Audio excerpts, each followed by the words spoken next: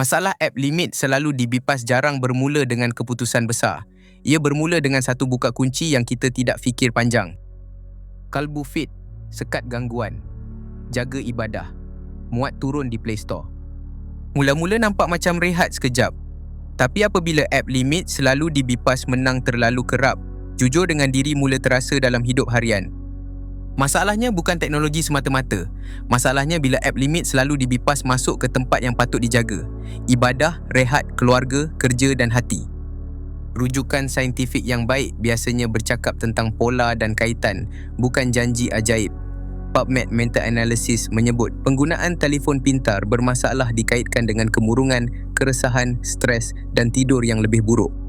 PubMed LSC pula memberi konteks tambahan. Penggunaan telefon pintar bermasalah dikaitkan dengan kemurungan, keresahan, stres dan tidur yang lebih buruk. Jadi untuk isu app limit selalu dibipas, mesejnya bukan mencari jam tambahan. Mesejnya mengambil semula perhatian daripada aplikasi yang hidup daripada kelalaian kita. Kesan esoknya mungkin nampak kecil, tapi ia berkumpul.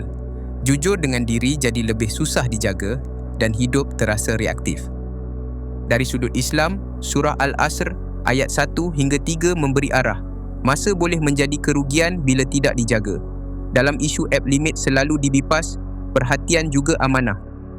Untuk berubah, jangan mula dengan niat besar sahaja. Mula dengan satu pagar kecil yang jelas. Minta orang dipercayai pegang kod.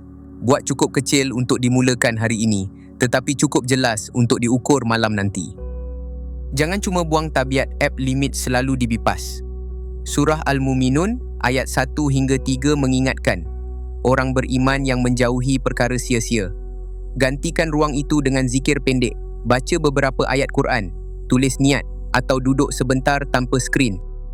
Jangan tunggu hidup kosong daripada gangguan. Untuk isu app limit selalu dibipas, bina satu pagar dan lindungi perkara yang Allah amanahkan. Kalbu Fit, sekat gangguan, jaga ibadah, hadir untuk orang yang kamu sayang, muat turun di Play Store.